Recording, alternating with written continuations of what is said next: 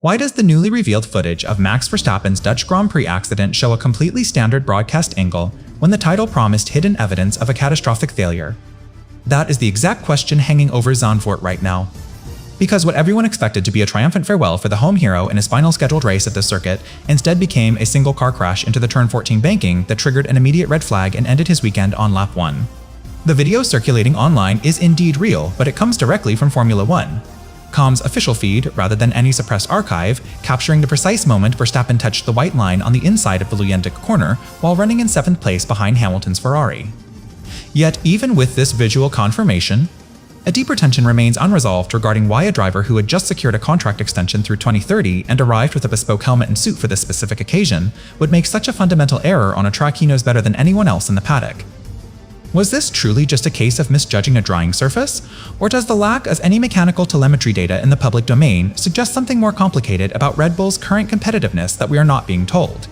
Verstappen himself confirmed over team radio immediately after the impact that he was physically okay, later noting the G-force reading stayed below the mandatory 15G medical evaluation threshold. But his admission of fault raises even more questions about the car's behavior under marginal grip conditions. He explicitly stated in the post-race press conference that he got caught out by a deceptive dry patch and accelerated too early. Yet the sheer violence of the impact, which tore off a wheel and sent the car sliding back across the racing line, feels disproportionate to a simple throttle timing mistake. This disconnect between the driver's calm explanation and the catastrophic physical result creates a narrative gap that no amount of official footage can fully bridge, especially when you consider the emotional weight of this being potentially his last appearance at Zandvoort as a Red Bull driver in front of these specific fans.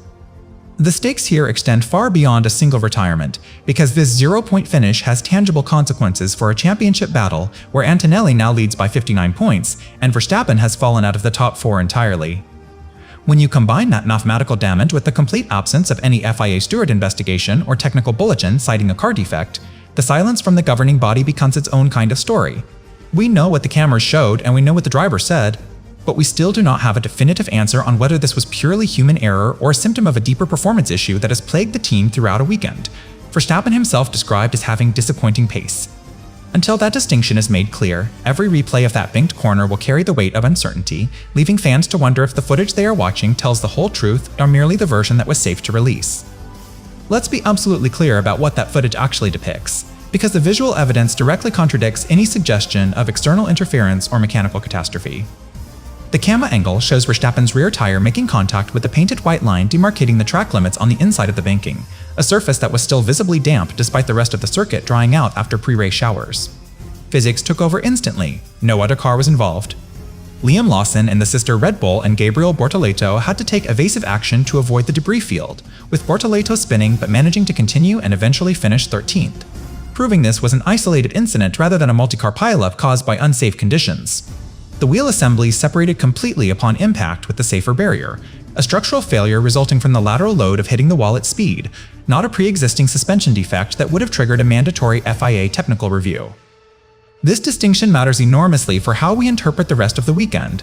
If there had been a component failure, the stewards would have been obligated to investigate under sporting regulations, yet no such inquiry appears anywhere in the official documents. The absence of a hearing is itself a data point, confirming that race control classified this as a driving error on a mixed grip surface rather than a safety concern requiring further scrutiny. Think about the implications.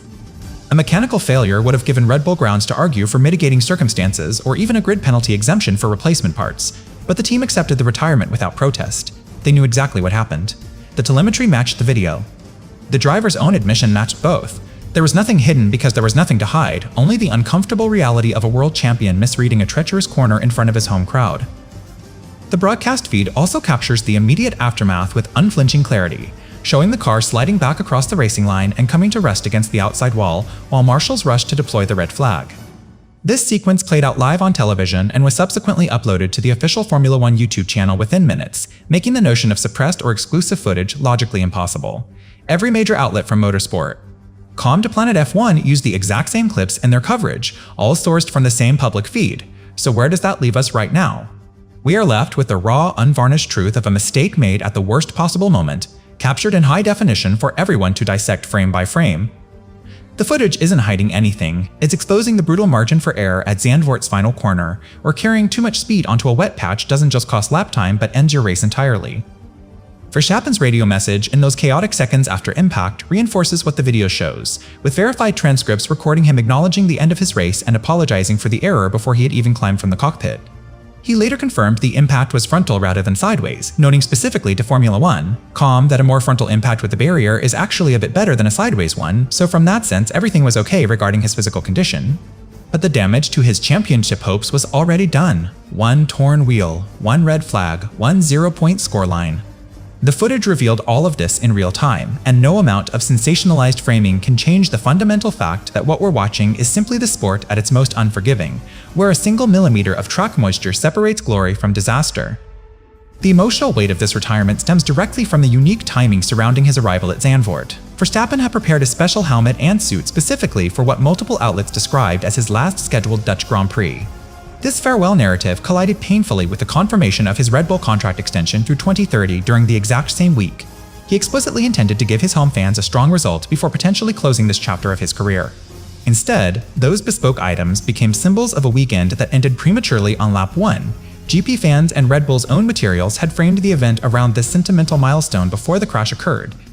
The contrast between long-term professional security and immediate public disappointment created a jarring atmosphere in the paddock.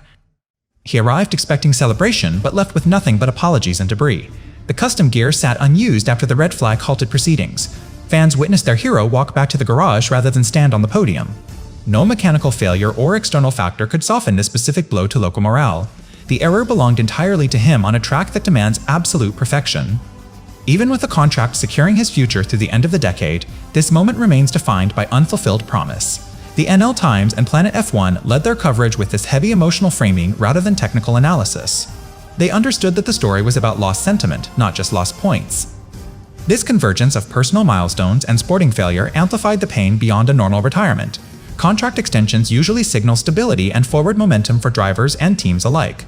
Here, the announcement coincided with the worst possible result at the most meaningful venue. Joy over future certainty collided directly with grief over present circumstances. The Orange Army in the grandstands felt this dissonance acutely as marshals cleared the wreckage. They had gathered to honor a legacy that was suddenly interrupted by physics and damp asphalt. The specially prepared helmet now serves as a reminder of what could have been. It represents a farewell that never truly happened on track. Verstappen will race for Red Bull for years to come, but this specific weekend carries a unique sting. The calendar does not pause for symbolism, and the banking at turn 14 offers no mercy for sentiment. Remember how this all started, with that urgent question about why supposedly hidden footage showed only a standard broadcast angle of a single car incident at turn 14. That opening tension now resolves into the concrete reality of Verstappen running in 7th place directly behind Hamilton's Ferrari when he lost rear grip on the damp Leyendic corner and speared into the outside wall. The impact tore off a wheel and triggered an immediate red flag, yet the most critical data point from that violent moment is not the damage to the car, but the verified G-force reading that remained below the mandatory 15G medical evaluation threshold. He climbed from the cockpit under his own power and confirmed over team radio that he was okay, acknowledging the mistake before marshals even reached the scene. This specific detail transforms the crash from a potential safety crisis into a purely sporting error, because had the deceleration forces exceeded that regulatory limit, FIA doctors would have been obligated to conduct an in-person assessment regardless of how the driver felt or what he said on the radio. The fact that no such medical intervention occurred tells us everything about the nature of the impact. It was sharp enough to destroy suspension components and end the race instantly, yet controlled enough by modern safety standards to leave the driver unharmed and clear-headed in the immediate aftermath. His apology on the radio further confirms there was no confusion about causation in those first seconds. He knew exactly what had happened before he even unbuckled his harness. There was no mechanical surprise, no brake failure, no steering anomaly to blame. Just the sinking realization that he had pushed too hard on a surface that could not support the input. The safer barrier absorbed the energy precisely as engineered, converting what could have been a career-threatening injury into nothing more than a frustrating walk back to the garage. Speed vanished instantly. The wall won decisively. Silence followed immediately. His post-race comments to Formula 1 reinforced this assessment, noting that hitting the barrier frontally was actually preferable to a sideways impact, which speaks to both his technical understanding and his relief at escaping without injury. But relief does not equal redemption. The car was destroyed, the home crowd was silenced, and the championship leaderboard shifted decisively against him while he sat in the garage watching others restart on lap 5. The 15G threshold protected his body, but nothing could protect his standing in a season where consistency matters more than raw speed. The radio message may have confirmed he was physically fine, but the silence that followed carried far heavier weight for everyone invested in his title defense. Even though stewards cleared him of any separate sprint procedure breach earlier that Saturday, this Sunday retirement stands alone as a self-inflicted wound with no regulatory remedy available to soften the blow. Despite sensationalized headlines suggesting the FIA or team principal Laurent Mekies were left shaken by the incident, no official steward investigation was ever launched into the crash itself. This regulatory silence directly contradicts any narrative framing the accident as a safety scandal or a sign of systemic failure within Red Bull's engineering department.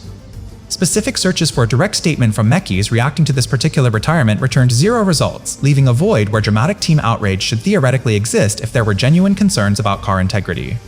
The absence of evidence here is not an oversight, but a definitive answer. Racing incidents involving a single car on a damp track do not automatically trigger hearings unless another party alleges a breach, and nobody made such an allegation. Claims that this exposed Red Bull's biggest problem remain entirely unsubstantiated by technical data or insider testimony. What we have instead is a quiet acceptance of driver error under marginal conditions. No bulletin was issued, no parts were seized, no inquiry was opened. The governing body treated this exactly as what it was: a racing incident born of ambition meeting adverse grip levels, nothing more and nothing less.